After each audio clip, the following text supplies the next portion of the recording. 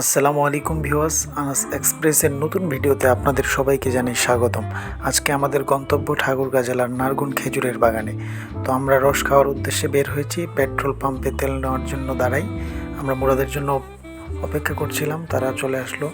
আমাদের এক ফ্রেন্ডের যাওয়ার কথা ছিল, কিন্তু তার দুর্ঘটনার কারণে সে আর যাইতে পারে নাই। সেজন্য আমাদের যেহেতু একজন শর্ট ছিল, মাদ্রাসায় গিয়ে আমি আরেকজনকে নিয়ে নিলাম। তো রাত প্রায় 11টা বাজে। ভাবলাম এতক্ষণ আগে বের হয়ে কী করবো, তাই সেজন্য আমরা আমাদের অফিসে আড্ডা দিচ্ছিলাম। তো আড্ডা দেওয়ার অনেক গল্পে আমরা মতোয়ারা ছিলাম। তো এইভাবে সময় কাটানোর জন্য অনেক গল্পগুজব করে আবার আমরা রওনা দিলাম আমাদের গন্তব্যে। 28 মাইল নামক স্থানে আমরা যাত্রা বিরতি দিই। এই যে পিচ্চিটাকে যে দেখছেন, এরকম চালু ছেলে পাওয়া খুব মুশকিল। সেখানে হালকা নাস্তা করার পর আবার আমরা আমাদের গন্তব্যের উদ্দেশ্যে রওনা দিই।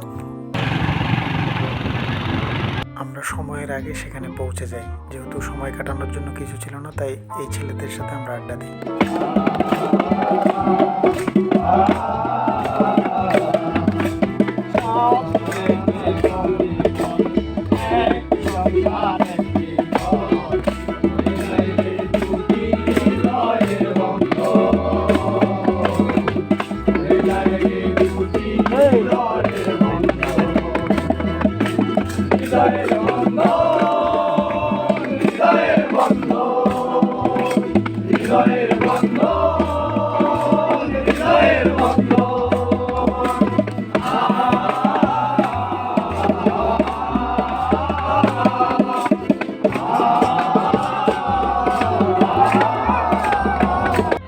আপনাদেরকে বলে রাখি যে বৃহস্পতিবার রাত্রে কেউ আসবেন না। দেখতে পাচ্ছেন যে লোকের কত ভিড়।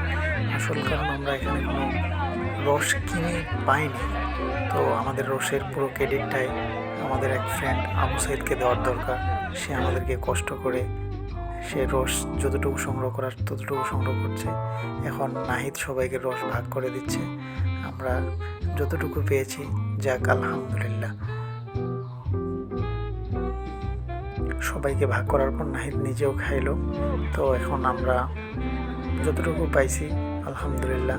তো যারা রস পায়নি তারা খেপে গিয়ে তাদের কিছু খড়কুটো ছিল, সেগুলোর মধ্যে আগুন জ্বালিয়ে দেয়। তো মোট কথা আলহামদুলিল্লাহ, জার্নিটা খুব ভালো ছিল। আর এতক্ষণ ধৈর্য সহকারে আমাদের ভিডিওটি দেখার জন্য ধন্যবাদ। আমরা বাড়ি ফেরার জন্য রওনা দিই। দেখতে পাচ্ছেন যে আসলে আজকে মানুষের উপস্থিতি ছিল প্রচুর। মোটরসাইকেল, গাড়ি, মাইক্রো, যে পারছে তা নিয়েই সেখানে রস খাওয়ার জন্য চলে আসছে। আসলে আপনারা যারা রস খেতে ইচ্ছুক, তারা কেউ বৃহস্পতিবার আসবেন না। ধন্যবাদ সকলকে।